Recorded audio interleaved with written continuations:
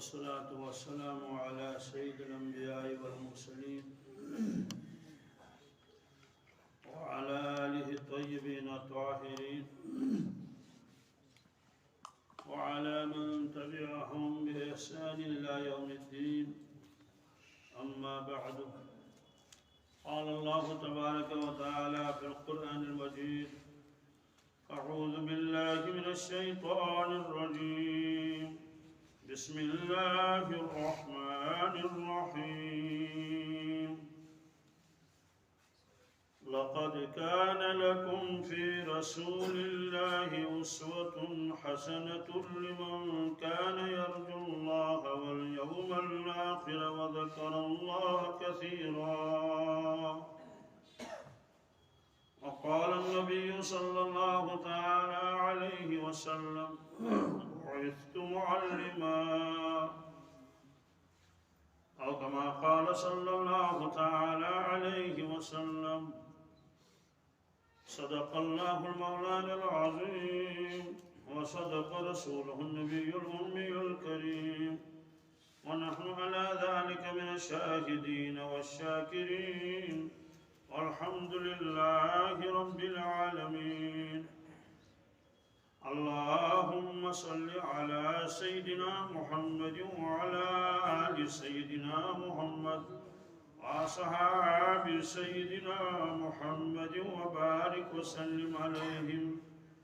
اللهم صل على سيدنا محمد وعلى آل سيدنا محمد وأصحاب سيدنا محمد وبارك وسلم عليهم. اللهم صل على سيدنا محمد وعلى آل سيدنا محمد وأصحاب سيدنا محمد وبارك وسلم عليهم. وصل على جميع الأنبياء والمرسلين وعلى ملائكتك المقربين وعلى عبادك الصالحين وعلى أهل طاعتك أجمعين، وارحمنا معهم برحمتك يا أرحم الراحمين. رب اشرح لي صدري ويسر لي أمري واحلل عقدة من لساني يفقه قولي. رب يسر ولا تعسر ولا تنقص وتمم بالخير، وبك نستعين يا فتاح يا فتاح يا فتاح.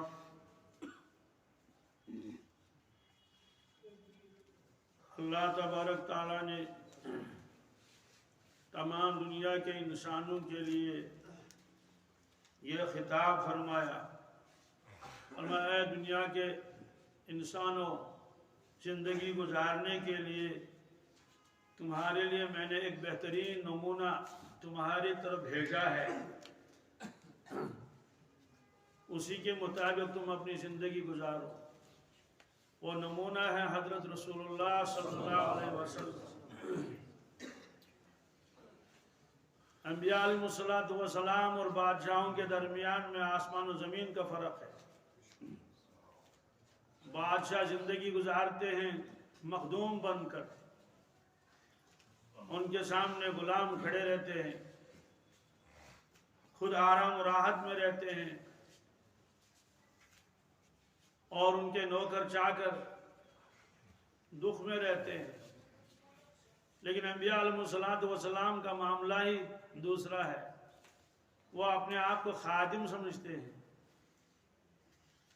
ایک موقع پر حضرت رسول اللہ صلی اللہ علیہ وسلم نے فرمایا: سید القوم خادمہم، قوم کا سردار ان کا خادم ہوتا ہے۔ ایک سفر میں آپ تھے، چند صحابہ کرام آپ کے ساتھ تھے، انہوں نے وہاں پڑاؤ ڈالا ایک جگہ پر، وہاں چولہا جلایا۔ کچھ ساتھی تو پانی لانے کے لیے گئے، کچھ ساتھیوں نے چولہا جلایا اور آٹا گوندنا شروع کر دیا. کچھ ساتھی تو اونٹوں کے ساتھ رہے کہ یہ گھاس وغیرہ کھا لیں تب تک جھاڑیوں میں. آپ صلی اللہ علیہ وسلم ایک طرف کو تشریف لے گئے. تھوڑی دیر گزری تو صحابہ نے دیکھا کہ لکڑیوں کا ایک گٹھر آپ اپنے شان مبارک پر لاد کے لا رہے ہیں اور ڈال دیا. صحابہ کرام نے عرض کیا یا رسول اللہ صلی اللہ علیہ وسلم آپ کو اس کی کیا ضرورت تھی؟ ہم کس لیے ہیں؟ ہم تو یہاں حاضر تھے, ہم یہ کام خود ہی کرتے. آپ نے فرمایا میں نے دیکھا کہ کچھ ساتھی پانی لانے کے لیے گئے, کچھ ساتھی اونٹوں کے ساتھ رہ گئے, کچھ ساتھی نے چولہا جلانا شروع کر دیا. میں نے دیکھا کہ لکڑیاں یہاں کم ہے اور میں یہاں بیٹھا ہوا تھا, میں نے سوچا کہ میں لکڑیاں لاؤں, تو جو مشکل کام تھا وہ آپ نے ذمہ لے لیا اور چپکے سے تشریف لے گئی. یہ نہیں فرمایا کہ اے صاحب میں لکڑی لانے جا رہا ہوں, آپ کو معلوم تھا یہ مانیں گے نہیں, اس لیے تشریف لے گئے اور وہاں سے لکڑیوں کا گٹھا لے کر فرمایا سید القوم خادم ہوں, قوم کا جو سردار ہوتا ہے وہ قوم کا خادم ہوتا ہے. اللہ کے نبی صلی اللہ علیہ وسلم صرف واعظ نہیں فرماتے تھے, کتابوں میں لکھا ہے میٹھے میٹھے بول تو بڑے بادشاہ بھی بولتے تھے, لیکن آپ جو کچھ فرماتے تھے اس پر عمل کرتے تھے. تو لکڑیوں کا گٹھا لے کر آئے. مجھے یقین ہے اس بات کا, آپ کو بھی اس بات پر یقین ہے. کیا یقین؟ اگر آپ درخت کی اور جنگل کی لکڑیوں کو ارشاد فرماتے اور جنگل کی لکڑیوں یہاں آ جاؤ تو وہ سب جمع ہو کر آ جاتے بطور معجزہ, لیکن آپ نے معجزہ نہیں دکھایا اس وقت. حالانکہ ایسے معجزات آپ نے دکھائے. حضرت اسامہ فرماتے ہیں رضی اللہ تعالیٰ عنہ, ہم ایک سفر میں تھے, آپ صلی اللہ علیہ وسلم کی عادت شریفہ تھی, آپ بہت دور تشریف لے جاتے تھے اپنی بشری ضرورت پورا کرنے کے لیے, لیکن اس میدان میں کوئی ایسی جگہ نہیں تھی جہاں آدمی چھپ سکے. آپ نے حضرت اسامہ سے فرمایا اسامہ وہ کنارے پر وہ درخت ہے اس کے پاس جاؤ اور اس سے کہو کہ آپ کو محمد صلی اللہ علیہ وسلم بلا رہے ہیں, انسان کو نہیں درخت کو. حضرت اسامہ گئے وہ درخت کے پاس اور اس سے کہا کہ آپ کو بلا رہے ہیں رسول اللہ صلی اللہ علیہ وسلم. معجزات میں لکھا ہے کہ وہ درخت ایسے ہلا جیسے خود کو نکالنا چاہ رہا ہے, تو ہلنے کے بعد وہ جڑوں کے سمیت نکلا اور ایسے ایسے کر کے آ گیا. آپ نے فرمایا اسامہ وہاں دوسرا درخت ہے اسے بھی کہو. تو حضرت اسامہ نے اس درخت سے کہا کہ آپ کو بلا رہے ہیں رسول اللہ صلی اللہ علیہ وسلم. وہ درخت بھی آ گیا. تو یہ دونوں درخت ایسے مل گئے, ایک جھاڑی سی بن گئی. پھر آپ نے فرمایا کہ یہ جو پتھر یہاں پڑے ہوئے ہیں ان پتھروں سے کہہ دو جمع ہو جاؤ. تو وہ پتھر خود بخود جمع ہو گئے اور بالکل جیسے باغوں میں ہم لوگ بناتے ہیں وہ رکھوالی کرنے کے لیے چھوٹا سا جھونپڑا سا, ایسا جھونپڑا سا بن گیا. آپ اس میں تشریف لے گئے, اپنی ضرورت پوری کر لی, واپس تشریف لائے. آپ نے حضرت اسامہ سے فرمایا کہ اسامہ درخت سن تو کہے تو اپنے اپنی جگہ پر جاؤ, بھائی آپ اس کو نیچے رکھ لو مجھے اس سے الجھن ہو جاتی ہے, ایک کافی ہے. درختوں سے کہا اپنی جگہ جاؤ, تو درخت اپنی جگہ پر چلے گئے جیسے تھے وہی. ورنہ پتھروں سے کہو اپنی جگہ جاؤ, پتھر اپنی جگہ پر چلے گئے, کیونکہ اس وقت اسی چیز کی ضرورت تھی. تو درخت بھی آ گئے. تو کیا جنگل کی لکڑیوں کو آپ فرما کے لکڑیوں جمع ہو جاتا, کیا جمع نہ ہوتی؟ ہو جاتی جمع. لیکن آپ کو دکھانا تھا امت کو, دیکھو خادم اس کو کہتے ہیں. اس لیے اللہ تعالیٰ نے فرمایا کہ دنیا کے لوگوں ایسی زندگی جیسی زندگی حضرت رسول اللہ سے گزاری ہے, تم ایسی زندگی گزار لو, تم میرے محبوب بن جاؤ گے. یہ میرے محبوب ہیں. لگتا ہے کہ وہ مخدوم بننے کے لیے نہیں, خادم ہی بن کے لیے آئے, تشریف لائے. اور کھانے کی باری ہوتی تھی, پہلے مہمانوں کو کھلاتے تھے, آخر میں خود کھاتے تھے. غزوہ خندق کا واقعہ مشہور ہے, آپ حضرات جانتے ہیں. وہ خندق کیا چیز ہے؟ پورے قبائل جمع ہو گئے تھے ایک ساتھ کہ یکبار کی حملہ کرنا ہے مدینہ طیبہ پر. یہ خبر جب رسول اللہ صلی اللہ علیہ وسلم سنی, آپ نے صحابہ کرام کو جمع فرمایا, کیا کرے, کیسے دفاع کرے.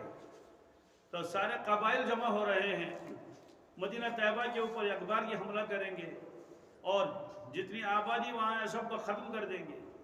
ظاہر سی بات ہے جب وہاں کوئی رہے گا ہی نہیں تو اسلام کہاں پھیلے گا. تو آپ نے صحابہ کرام کو جمع فرمایا کہ رائے دے دو. سب نے اپنی رائے دے دی. رائے دینے والوں میں ایران کا ایک صحابی بھی تھا. ایران کا پرانا نام فارس تھا، بعد میں اس کا نام بدل دیا گیا. اور ایران کا جو صحابی تھا اس کا نام مبارک حضرت سلمان فارسی رضی اللہ تعالیٰ. جب ان کی باری آئی آپ اپنی رائے دے دیں، رائے پیش کریں.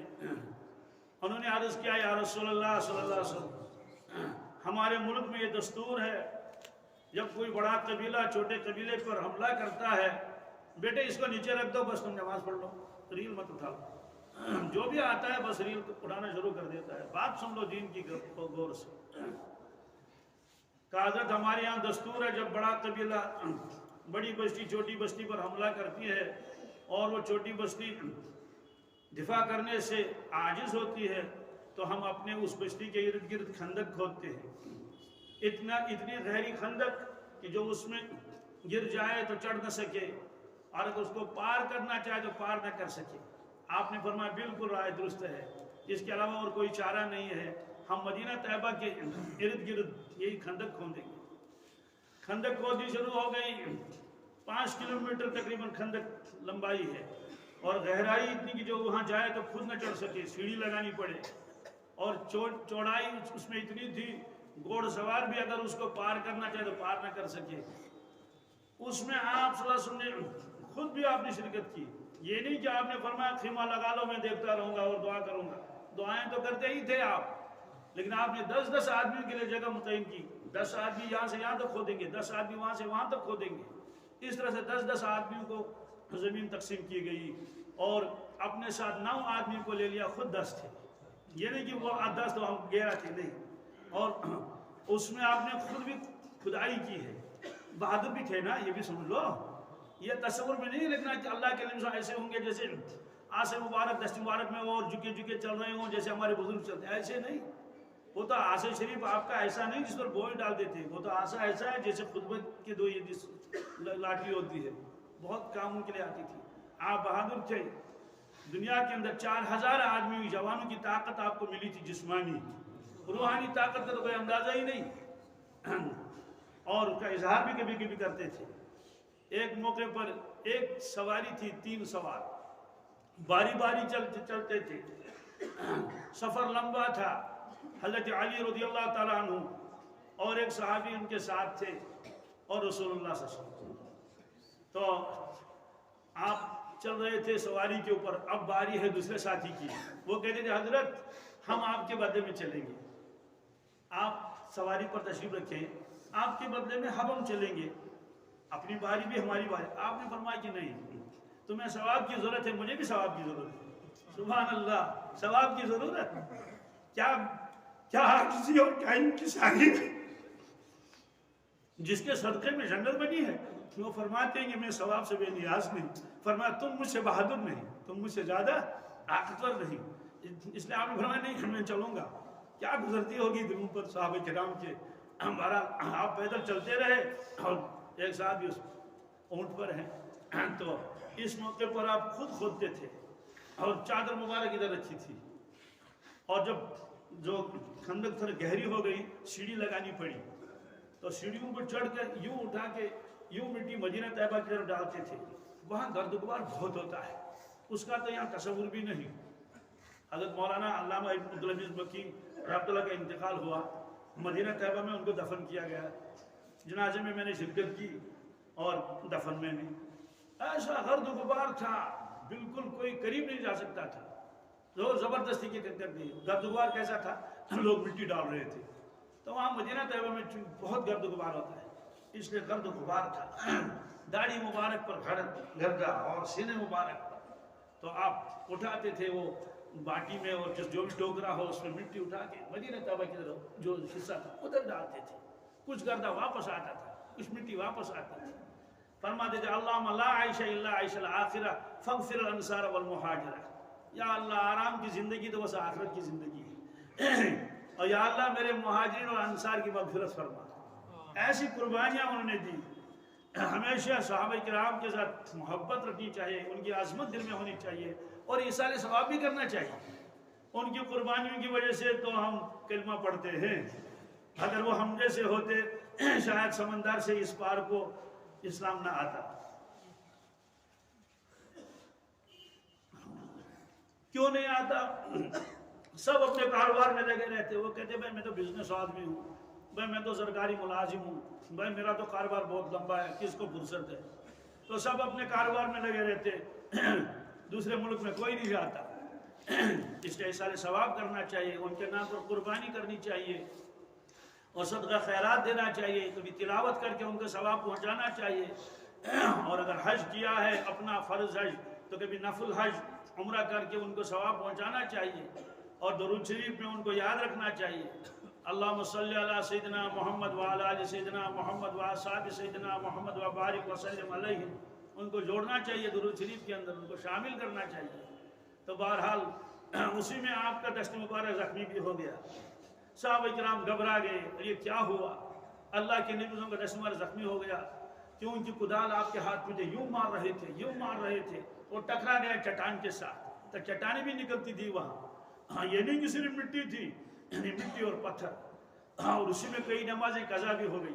جب دیکھا صحابہ گھبرا گئے اور دست مبارک زخمی ہو گیا، خون نکل رہا ہے، تو آپ نے اپنے دست مبارک کی طرف اشارہ کر کے فرمایا حل انتی اللہ اسبعون دمیتی وفی سبیل اللہ ما لقیتی، فرمایا انگلی مبارک سے، فرمایا گھبرانے کی کوئی بات نہیں، صحابہ کو سنا رہے، انگلی مبارک کو فرمایا کوئی گھبرانے کی بات نہیں ہے، آپ تو انگلی ہی تو ہیں، انگلی ہی تو جو اللہ کے راستے میں زخمی ہو گئی، یہ فرما کر اس کے اوپر پٹی لگا لی۔ تو اسی غزوے میں وہ آیا ایک صحابی، بہت بھوکے تو سارے ہی تھے لیکن اس کو زیادہ بھوک لگی تھی، وہ آیا اپنے کام کی جگہ سے حضرت صلی اللہ علیہ وسلم کے پاس، یہ معلوم کرنے کے لیے کچھ کھانے کو ہے، تو عرض کیا حضرت کچھ کھانے کو ہے، اور اس صحابی نے اتفاقاً پتھر لگایا تھا، باندھا تھا اپنے شکم مبارک کے ساتھ۔ اس سے کیا ہوتا ہے؟ اس سے یہ ہوتا ہے کہ جو بھوک کی جو تکلیف ہے اس میں کچھ کمی سی محسوس ہوتی ہے، تو اس صحابی نے کہا ایسے، یعنی مطلب میں بہت بھوکا ہوں۔ آپ نے یہ نہیں فرمایا میں بھی بھوکا ہوں، کچھ نہیں فرمایا، آپ نے اپنے کمر مبارک اٹھا لی، چھوٹے چھوٹے 2 پتھر آپ نے باندھ کے رکھے تھے، تو جب اس نے دیکھا کہ حضور کے جسم مبارک پر ایک کے بدلے 2 ہے، اس کو بہت شرمندگی ہوئی، افسوس کیا۔ اس کے بعد آپ نے سوچا کہ کچھ تو انتظام کرنا ہی پڑے گا، لیکن کون اتنے لوگوں کا انتظام کرے، غربت بھی ہے۔ تو حضرت جابر دیکھ رہے تھے رضی اللہ تعالیٰ عنہ، ان کا مکان بالکل خندق کے پاس تھا، میں نے وہ جگہ دیکھی ہے الحمدللہ جہاں ان کا مکان تھا اس زمانے میں، اب بھی وہاں ایک بلڈنگ بنی ہوئی ہے، اور فوراً اپنے گھر گئے، اپنی اہلیہ محترمہ سے فرمایا کچھ کھانے کے لیے ہے؟ انہوں نے کہا ہاں کچھ جو ہیں اور ان کو میں پیس لیتی ہوں۔ کہا کتنے آدمیوں کا؟ کہا 4 آدمی کے لیے تو کھانا بن جائے گا۔ انہوں نے کہا میں بکری کا بچہ لاتا ہوں، بکری بچہ ذبح کر کے اس کو وہاں رکھ دیا، اور کہا دیکھو، اہلیہ محترمہ نے کہا دیکھو احتیاط کرنا، حضور پاس ان سے عرض کر دینا حضرت آپ تشریف لائیں اور 2-3 ساتھی آپ کے ساتھ، 2-3 ساتھی، یعنی مطلب تو یہ ہے کہ 4 آدمیوں کا کھانا ہے، اس سے زیادہ نہ آئیں، زیادہ آ جائیں گے تو شرمندگی ہو جائے گی نا۔ تو وہ آیا، اے اللہ کے نبی صلی اللہ علیہ وسلم ہمارے گھر والوں نے آپ کی دعوت کی ہے، آپ تشریف لائیں۔ آپ نے فرمایا بہت اچھا، تو آپ نے ایک صحابی سے فرمایا یہاں کنارے پر کھڑے ہو جاؤ، خندق تھا نا، خندق کے کنارے کھود رہے تھے وہ، انہوں نے فرمایا کہ اے خندق والو، اعلان کرا دیا کہ حضرت جابر نے تمہاری دعوت کی ہے کیا؟ حضرت جابر گھبرا گئے اور جلدی سے گھر گئے، کہنے لگے اہلیہ سے کیا ہوگا اب؟ کیا؟ کہا کہ وہاں تو اعلان ہو گیا، حضرت جابر نے سب کی دعوت کی ہے۔ انہوں نے کہا افسوس کی بات، اعلان کس نے کیا؟ کہا آپ نے حضور سے نہیں عرض کیا کہ 3-4؟ ہاں میں نے تو کہا 3-4 آدمی کا کھانا ہے، تو اعلان کس نے کیا پھر؟ کس نے کرایا؟ حضور نے کرایا۔ تو پھر تو ہمیں کیا غم ہے، ہمیں کیا، حضور خود کھلائیں گے جب اعلان کیا۔ تو آپ نے حضرت جابر کو فرمایا جابر جلدی جاؤ، دیکھو روٹیاں پکانے بھی شروع مت کر دو جب تک میں نہ ہوں۔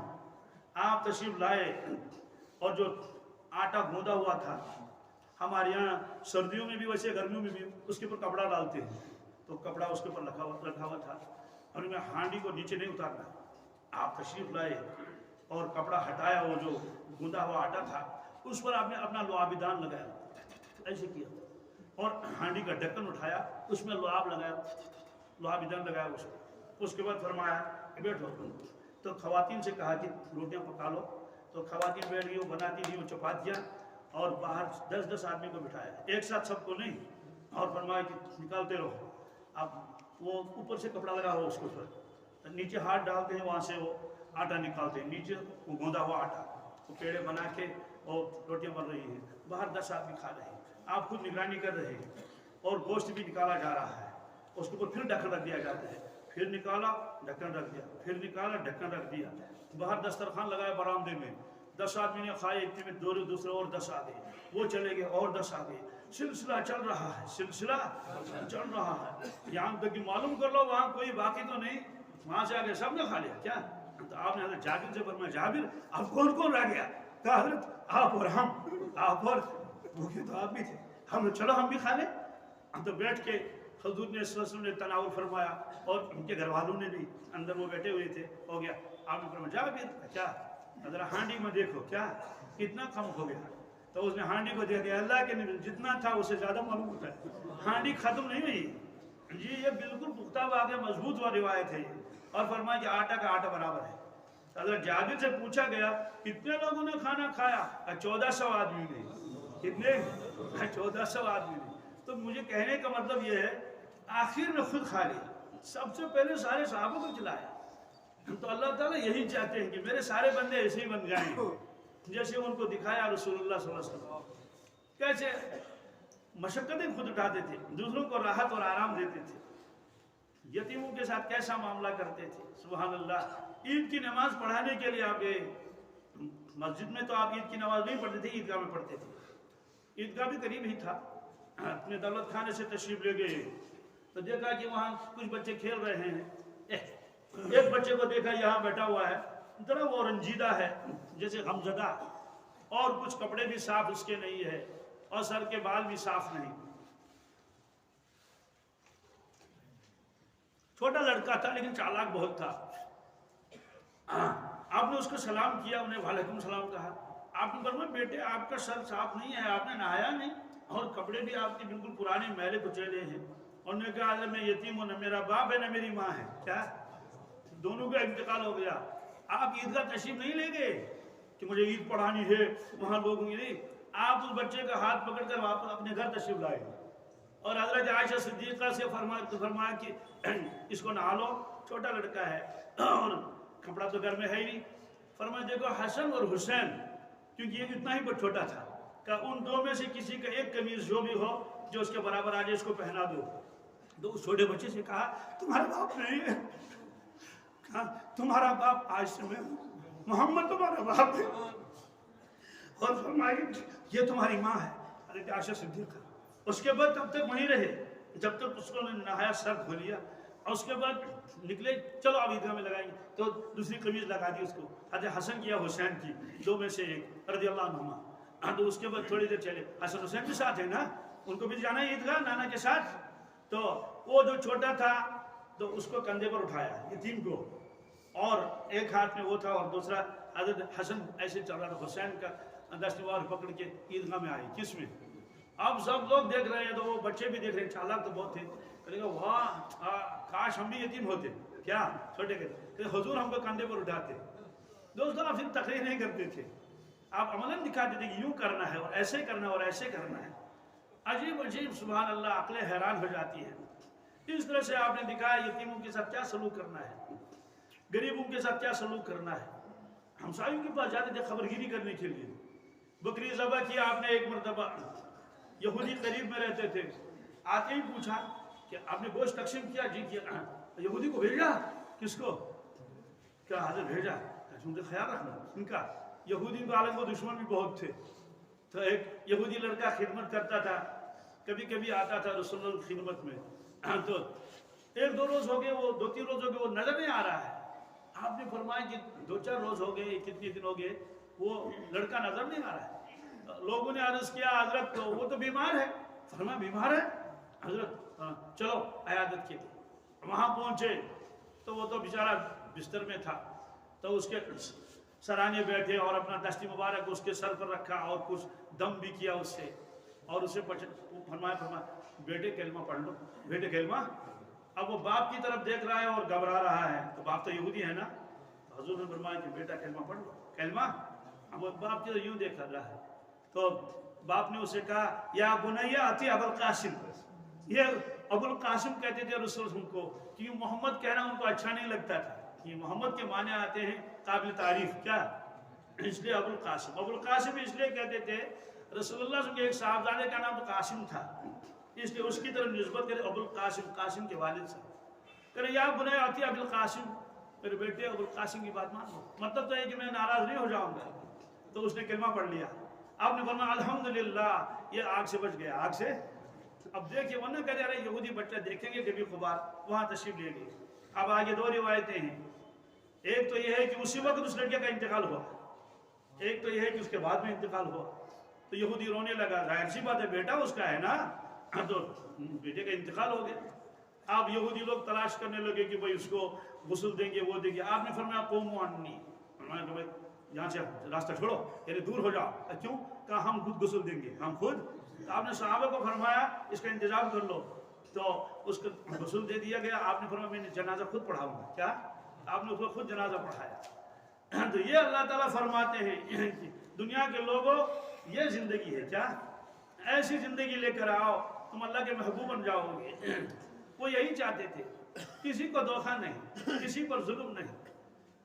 آج خواتین پر کتنا ظلم ہوتا ہے، روتی رہتی ہیں فون پر کہ شوہر نے یوں مارا اور یوں مارا۔ ایک خاتون میرے پاس آئی، برقع اوڑھی ہوئی تھی اور ایک ہاتھ ایسے تھا برقعے کے اندر ہی۔ پہلے تو بہت رویا، جو برقع یہاں تھا آنکھوں کے قریب وہ تو بالکل تر ہو گیا، گیلا ہو گیا آنسوں سے۔ یہ ان کا دل کمزور ہوتا ہے، پہلے رونا شروع کر دیتی ہے کہنے سے پہلے۔ تو میں نے اس سے کہا بہن اب تم نے بہت رویا، یہ تو بتاؤ کہ معاملہ کیا ہے؟ کہنے لگی کہ ہے خدایان جو سورے سوزمتش، کیا؟ یعنی اللہ نے بہت کچھ دیا۔ میں نے کہا شکر ہے اللہ تعالیٰ کا، ورنہ عورتیں بہت کم شکر کرتی ہیں۔ کہتے ہیں ہومن سے اشن کی ہی،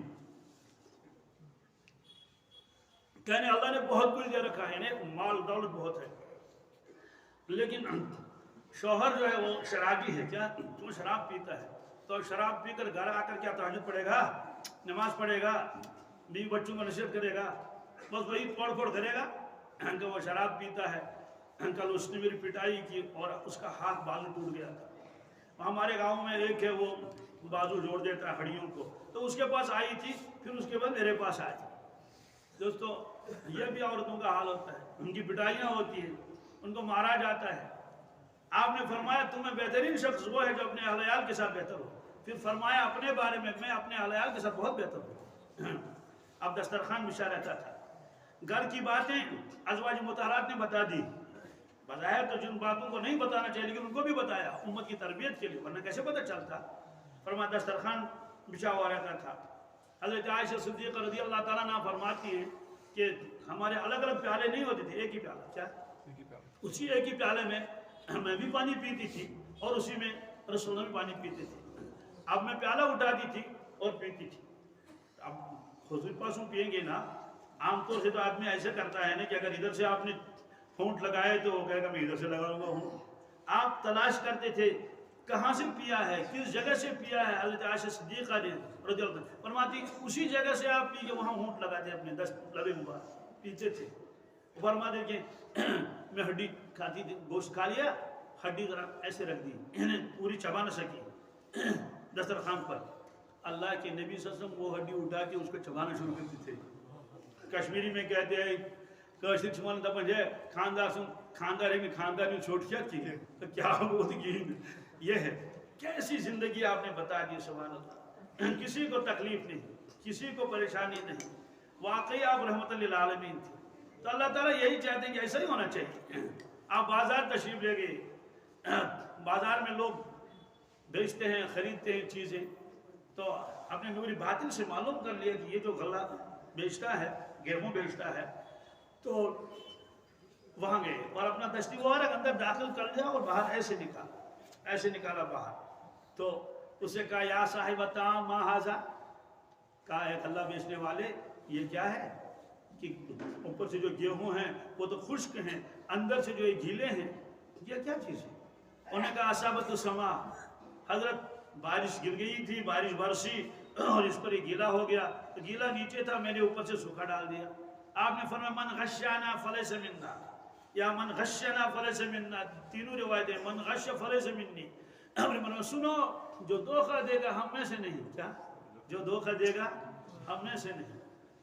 اب کتنی بدقسمتی ہے، ایک آدمی دھوکہ دیتا ہے، باپار میں دھوکہ دیتا ہے، اور آپ نے فرمایا جو دھوکہ دے ہمارا نہیں، وہ یہ آدمی خود امت کے ناموں سے اپنا نام نکلوانا چاہتا ہے، لسٹ سے اپنا نام خارج کرنا چاہتا ہے۔ تو آپ نے فرمایا بس ایسی زندگی کہ کوئی کسی کو دھوکہ نہ دے، دھوکہ ہونا ہی نہیں چاہیے، مسلمان دھوکہ کیسے دے؟ ایک شخص نے عرض کیا یا رسول اللہ صلی اللہ علیہ وسلم ای المسلمین خیر، سب سے بہترین مسلمان کون ہے؟ آپ نے فرمایا المسلم من سلم المسلمون من لسانی و یدہ، سب سے بہترین مسلمان وہ ہے جس کے زبان کے شر اور ہاتھ کے شر سے سارے لوگ محفوظ رہے۔ فرمایا یہ سب سے بہترین مسلمان ہے۔ مطلب تو یہ ہے کہ جو زبان سے کسی کو تکلیف نہ پہنچائے، جو ہاتھ سے کسی کو تکلیف نہ پہنچائے۔ زبان کا تذکرہ پہلے کیا کہ زبان سے تو زیادہ تکلیفیں پہنچائی جاتی ہے، ہاتھ سے تو تب تکلیف پہنچائے جب آدمی سامنے ہو دوسرا، تو زبان سے تکلیف پہنچانے کے لیے سامنے ہونا کوئی ضروری نہیں ہے۔ تو اس طرح سے آپ نے ایسی تربیت کی، عقل حیران ہو جاتی ہے۔ اور امت کا بہت غم تھا۔ ایک شخص نے چوری کی، آپ نے فرمایا اس کا ہاتھ کاٹو۔ کیا؟ اس کا ہاتھ کاٹ دو۔ خود ادھر سے رونے لگے۔ تو ایک شخص نے عرض کیا یا رسول اللہ آپ ہی نے حکم دیا اس کو ہاتھ کاٹنے کا۔ کہا چوری ثابت ہو گئی، کیا کریں گے؟ تو ہاتھ کاٹنے والا روتے کیوں؟ کہ میرا امتی ہے، میرا ایک طرف سے فرما رہے ہیں اس کا ہاتھ کاٹو، ایک طرف فرما رہے ہیں کہ یہ میرا امتی اور رو رہے ہیں۔ اور اللہ تعالیٰ نے فرمایا کہ لقد جاءکم رسول من انفسکم عزیز علیہ ما عنتم حریص علیکم بالمؤمنین رؤوف الرحیم۔ اے دنیا کے لوگوں، تمہارے پاس ایسا شخص تشریف لایا ہے محمد رسول اللہ صلی اللہ علیہ وسلم، عزیز علیہ ما عنتم، تمہیں تکلیف پہنچتی ہے اس کا درد محسوس ہوتا ہے رسول اللہ صلی اللہ علیہ وسلم کو۔ عزیز علیہ ما عنتم حریص علیکم، اس کا ترجمہ ہی نہیں ہو سکتا۔ حریص کس کو کہتے ہیں؟ جو انتہا درجے کی شفقت جس کے دل میں ہو، انتہا درجے کی، پھر وہ چاہتا ہے کہ ان لوگوں کو کوئی تکلیف نہ پہنچے، یہ لوگ ہمیشہ آرام و راحت میں رہے۔ جیسے ایک باپ اپنے اکلوتے بیٹے کو دیکھتا رہتا ہے اور اس کے بارے میں متمنی ہوتا ہے، تمنائیں آرزوئیں ہوتی ہے کہ یہ ترقی کرے اور اس کو عزت ملے، اس کو دولت ملے، اس کو راحت ملے، اس کو صحت ملے۔ تو جس شخص کے دل میں اپنے اولاد کے لیے ایسی جذبات ہوں اس کو حریص کہتے ہیں۔ کیا؟ تو اللہ تعالیٰ فرماتے ہیں حریص علیکم، اے دنیا کے سارے لوگوں، یہ حریص ہیں علیکم تمہارے اوپر، تمہاری چاہت ان کو بہت ہے کسی کو تکلیف نہ پہنچے۔ اس میں تو سارے لوگ آ گئے، مسلم و غیر مسلم سارے آگے۔ پھر الگ جملہ فرمایا بالمؤمنین رؤوف الرحیم، فرمایا ایمان والوں کے بارے میں کچھ نہ پوچھو، یہ تو رؤوف الرحیم ہے، مہربان ہے۔ آپ مدینہ طیبہ میں ایک جگہ کھڑے تھے اور سامنے سے ایک جنازہ نکلا، آپ ایسے جنازے کو دیکھ رہے تھے، ایسے ایسے ایسے ایسے دور تک وہ جنازہ چلا گیا اور چشمائے مبارک سے آنسو بہ رہے تھے۔ حضرت عمر فاروق رضی اللہ تعالیٰ عنہ ساتھ تھے، انہوں نے عرض کیا یا رسول اللہ صلی اللہ علیہ وسلم آپ کے چشمائے مبارک سے آنسو کیوں بہ رہے ہیں؟ کیا وجہ ہے؟ کیا غم ہے؟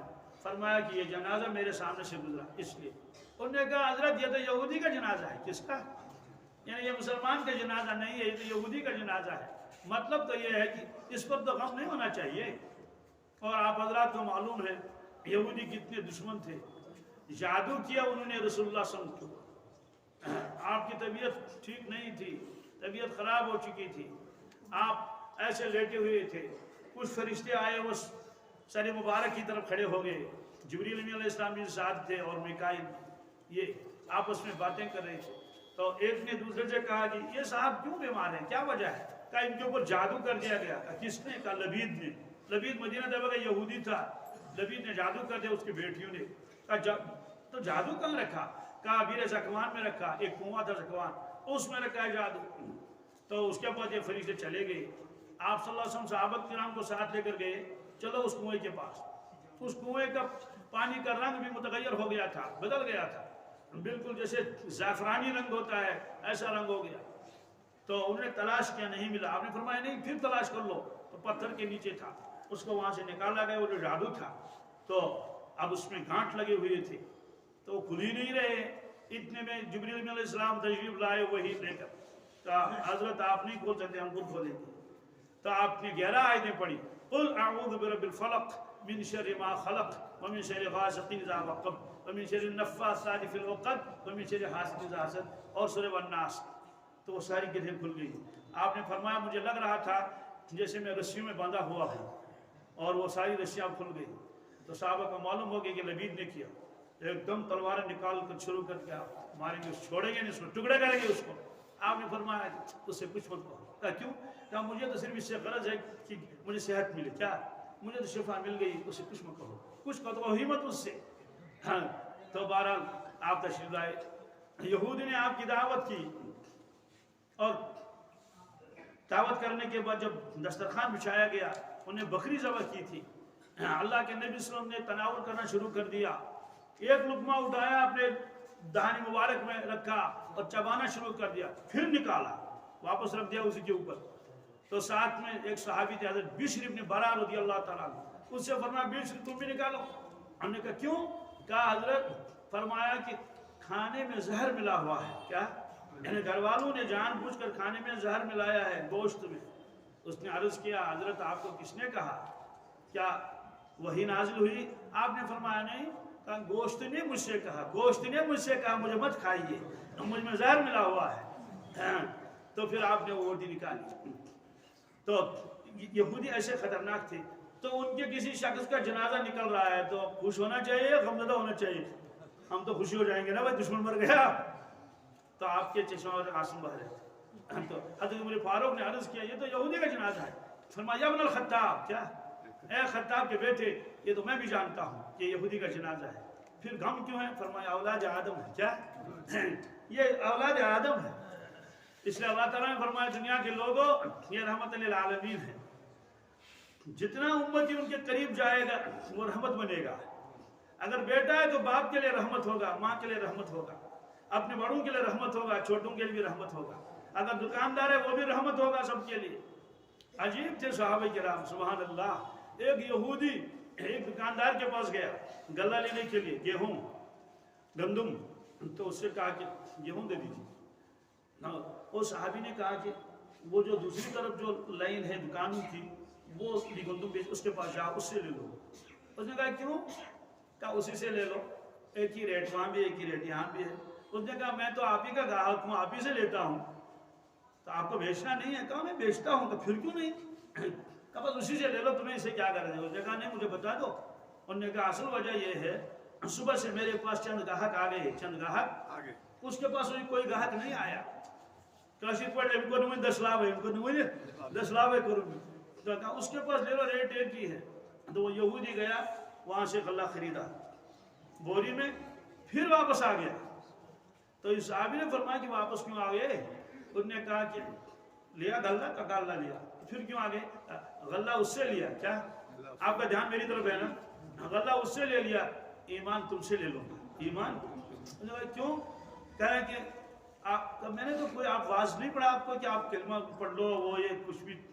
کہا کہ میں مجبور ہو گیا یہ سمجھنے کے لیے، سوچنے کے لیے کہ جس امت کا دکاندار اتنا اعلیٰ درجہ کا ہو، کیا جس امت کا ایک فرد جب امتی اتنا اونچے درجے کا ہو تو اس امت کا ان کا نبی کیسا اونچے معیار کا ہوگا، وہ کتنا اونچا ہوگا؟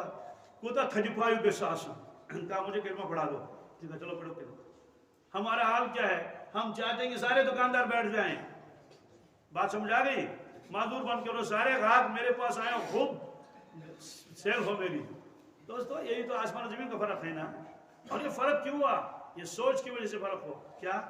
جب آدمی کسی چیز کو مقصد سمجھتا ہے تو ساری زندگی اسی میں کھپا دیتا ہے، لگا دیتا ہے، جوانی بھی، صلاحیتیں بھی۔ جب آدمی سمجھے یہ تو ضرورت ہے، کیا دوستو ضرورت کی حد ہوتی ہے، خواہشات کی کوئی حد نہیں۔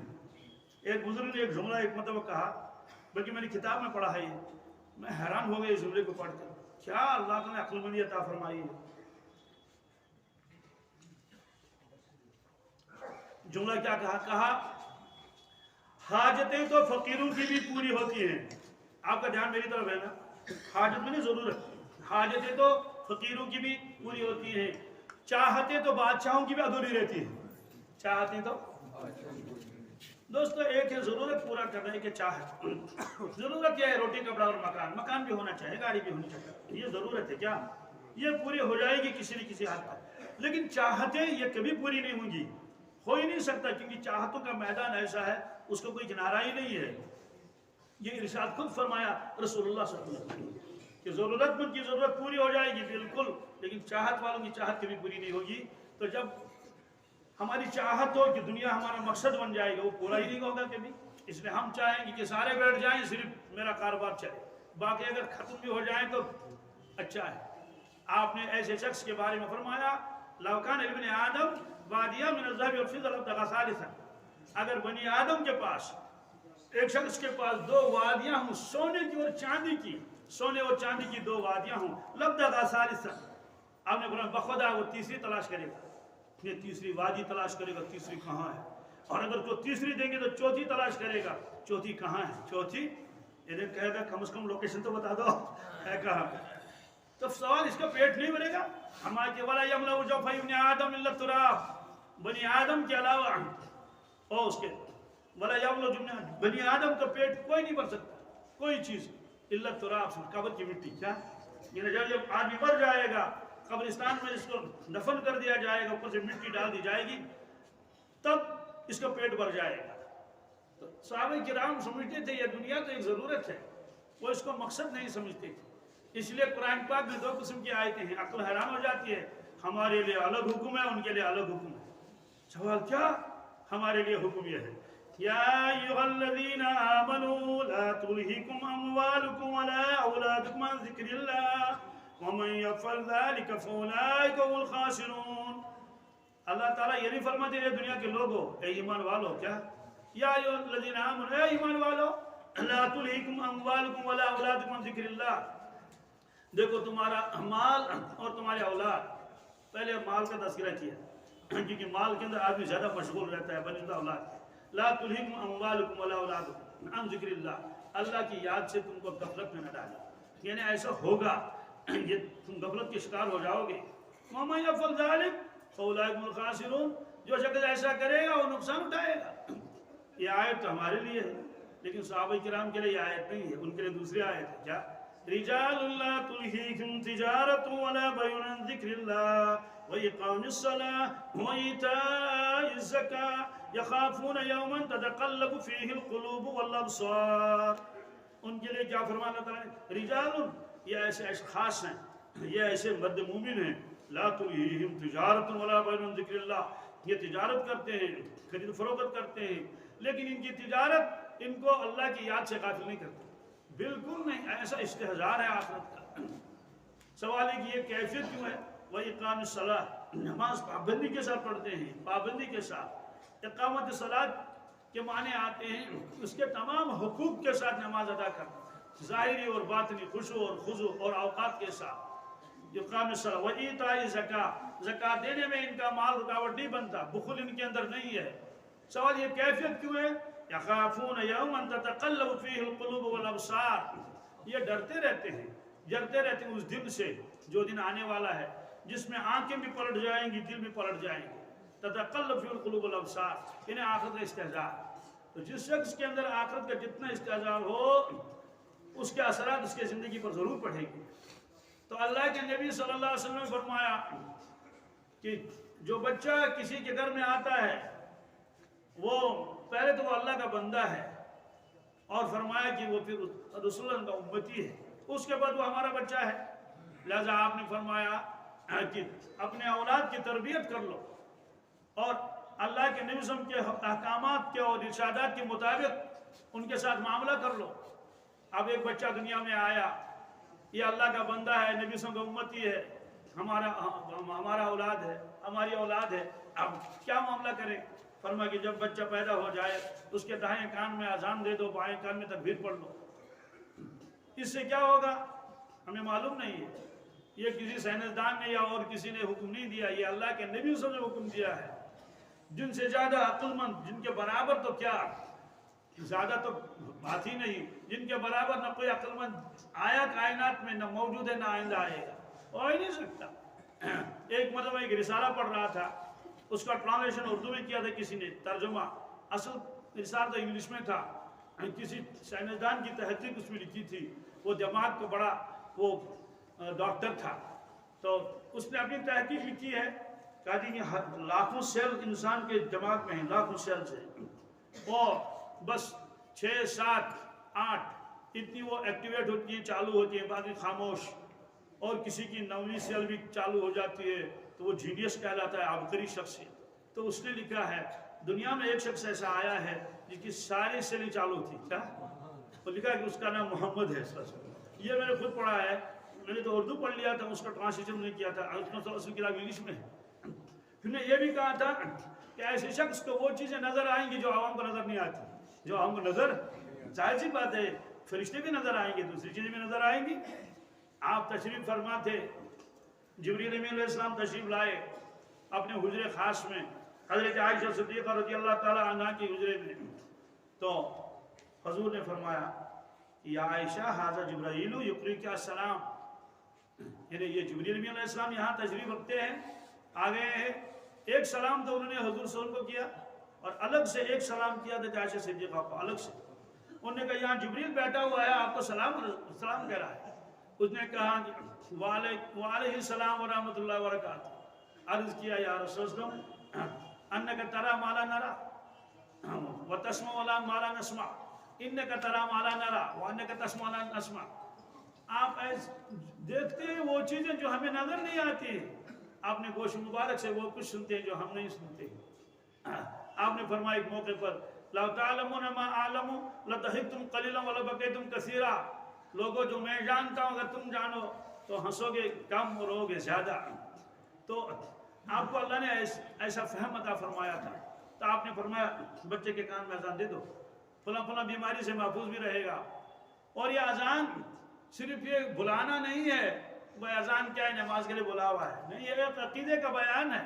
اگر صرف بلاوا ہوتا تو صرف حی علی الصلاۃ کو دہرانا تھا، حی علی الصلاۃ حی علی الصلاۃ 10-15 مرتبہ، جیسے ہمارے یہاں رمضان کے مہینے میں وقت سحر وقت سحر وقت سحر 10-5 مرتبہ کہہ لیا، ہو گیا، لوگوں کو جگانا مقصود تھا۔ تو اگر صرف نماز کے لیے آنا صرف اتنا ہی ہوتا تو پھر تو ایک ہی لفظ کو دہرایا جاتا، یہ عقیدے کا بیان ہے۔ یہ شخص ہر وقت کہتا اللہ اکبر، اشہد ان لا الہ الا اللہ، تو اس میں اللہ تعالیٰ کی کبریائی کا بیان ہے، اس کی وحدانیت کا بیان ہے، رسالت کا بیان ہے۔ ہاں پھر حی علی الصلاۃ، آ جاؤ نماز پڑھ لو، کیونکہ آپ نے مان لیا وہ وحدہ لا شریک ہے، اور آپ نے اس بات کی گواہی دی ہے کہ محمد صلی اللہ علیہ وسلم ان کے رسول ہیں، اس لیے انہی کا حکم ہے نماز پڑھنے کا۔ تو یہ جو مؤذن ہے، بانگ دینے والا، تو یہ بانگ فارسی لفظ ہے، اس لیے میں بانگ، یہ عجیب معاملہ ہے کہ کسی زبان میں کشمیری لگا دو تو عجیب لگتا ہے، یہ اردو والے کشمیر والے تو کتنا انگلش میں کر لیتے ہیں، اس وقت کسی کو تعجب نہیں ہوتا ہے، اس لیے میں بانگ کے میں نے کہا یہ فارسی لفظ ہے۔ بہرحال تو یہ بانگ دینے والا اس کو بانگی کہتے ہیں، یہ کہتا حی علی الصلاۃ، تم نے عقیدہ مان لیا، آ جاؤ اب نماز پڑھ لو۔ حی علی الفلاح، یہ حقیقی کامیابی اسی میں ہے، اس کے بچے کے کان میں یہ بتانا ہے، تو اس کی کیسٹ ہے اندر، روحانی کیسٹ، تو فوراً یہ فیڈ ہو گیا اس کے اندر۔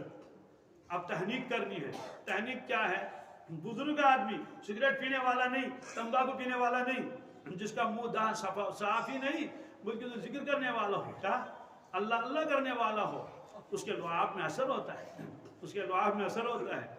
تو مولانا روم فرماتے ہیں رحمۃ اللہ علیہ، فرماتے ہیں اللہ اللہ انچی شیری ہست رام، شیر و شکر میں شب جانم تمام، فرماتے ہیں یہ اللہ اللہ کتنا میٹھا نام ہے، یہ مجھے ایسا لگتا ہے میرا باطن شیر و شکر ہو گیا۔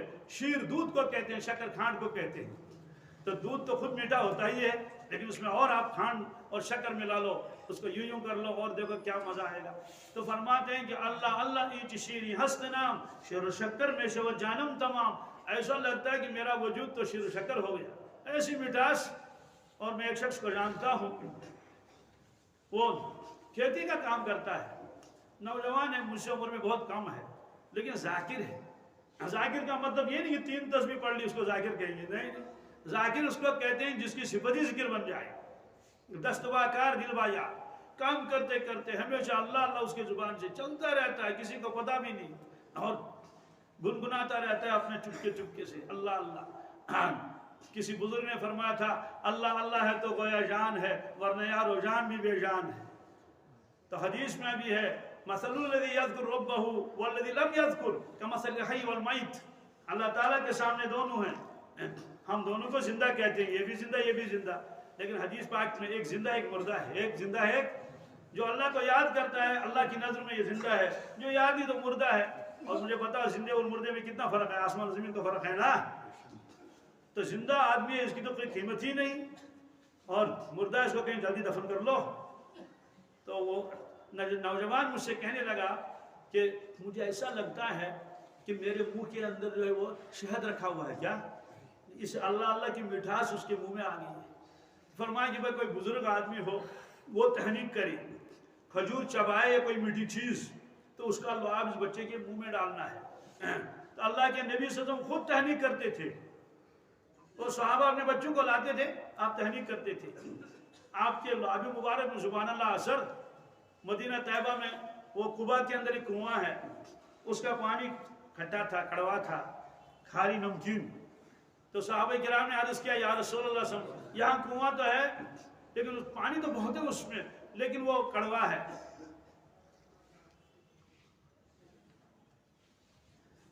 آپ وہاں تشریف لے گئے، اسی سے پانی نکالا، اسی کنویں سے، تو کلی کر کے پھر کلی اسی میں ڈال دی، فرمایا اب نکالو۔ اب جب نکالا تو پانی میٹھا ہو گیا تھا۔ عجیب بات یہ ہے وہ کنواں آج بھی ہے، اور الحمدللہ میں نے اس کنویں سے کئی مرتبہ پانی پیا ہے۔ 1400 سال سے زیادہ عرصہ گزر گیا اور اس میں مٹھاس ختم نہیں ہوئی، اس کی مٹھاس ختم۔ تو کیا اثر ہوتا ان بچوں میں جن کی تحنیک اللہ کے نبی صلی اللہ علیہ وسلم فرمائے۔ تو اس طرح سے فرمائے کہ کوئی بزرگ آدمی ہو جو بہت اللہ اللہ کر چکا ہو، تو وہ کوئی پہلی چیز چبا لے اور اس کے منہ میں ڈال دے۔ تو دیکھیے روحانی انتظام تو یہ ہوا کہ اللہ اذان اس کے کان میں دے دی گئی، اللہ کا نام پڑھا گیا۔ جسمانی چیز جو سب سے پہلے اس کے معدے میں پہنچی وہ ایک لعاب ہے، ایسے بزرگ کا اور اللہ اللہ کرنے والے کا، اور بالکل اس کا دہان بھی صاف ہے، تو اس کے اثرات اس پر پڑ جائیں گے۔ یہ تربیت کا معاملہ ہے۔ آپ نے فرمایا بچہ جب بڑا ہو جائے گا تو اس کو اللہ اللہ کرنا سکھاؤ، پھر جب اور بڑا ہو جائے گا تو اس کو کہانیاں سناؤ۔ حضرت مولانا ابو الحسن علی ندوی رحمۃ اللہ علیہ نے کتاب لکھی ہے قصص النبیین۔ فرمایا میں نے دیکھا چھوٹے بچے تو کہانیوں کو بہت پسند کرتے ہیں نا، وہ تو ہم بھی پسند کرتے بھی تھے، آج بھی کرتے ہیں، کوئی کہانی سنا لو کوئی۔ تو بہرحال میں نے دیکھا کہ وہاں جو ہے ان کے ہاتھوں میں کتابیں ہیں، اس میں لکھا ہے بلی کا واقعہ اور تھرسٹی کرو اور کیا کیا گریڈی ڈاگ وغیرہ، یہ ساری چیزیں عربی میں ہوتی تھی، اور کئی بھالوں کا قصہ کہیں۔ حضرت نے فرمایا میں نے سوچا کہ میں بچوں کے طرز پر کیا کہانیاں لکھ دوں، کس کی؟ انبیاء علیہ الصلوۃ والسلام کی، کس کی؟ اب وہی اسی انداز سے وہ کتاب اتنی مقبول ہو گئی، بعد میں اہل عرب نے بھی اس کو نصاب میں شامل کر لیا۔ نصاب میں شامل کرنا یہ کوئی معمولی بات نہیں، نصاب نے سیلیبس میں وہ شامل کتاب ہو گئی۔ انہوں نے کہا جب بچوں کو کہانی سنانی ہے تو موسیٰ علیہ السلام کی کہانی کیوں نہ سنائیں، یوسف علیہ السلام کی کہانی کیوں نہ سنائیں، وہی جو قرآن پاک میں ہے، احادیث میں ہے۔ تو اس طرح فرمایا کہ میں بچوں کو کہانیاں سنا لو، یہ سخاوت کے واقعات اور شجاعت کے واقعات اور عبادت کے واقعات، تو ان کے ذہن اس کو قبول کر لیں گے۔ یہ واقعہ سنانے ہیں۔ پہلے زمانے میں ہمارے بڑوں کو بڑی فکر ہوتی تھی اپنے بچوں کی تربیت کی کہ ہمارا بیٹا سخی بن جائے۔ اب سخی کیسے بن جائے؟ بیٹا سخی بن لینا، بہت سخاوت، کوئی ایسا نہیں، عملاً دکھاتے تھے۔ بہت سارے ہوتے ہیں خود سگریٹ پیتے ہیں، بچے سے کہتے بیٹے تم سگریٹ کبھی نہ پینا، وہ کہتے ابو تم تو خود پیتے ہو، مجھے کیا کہتے ہو؟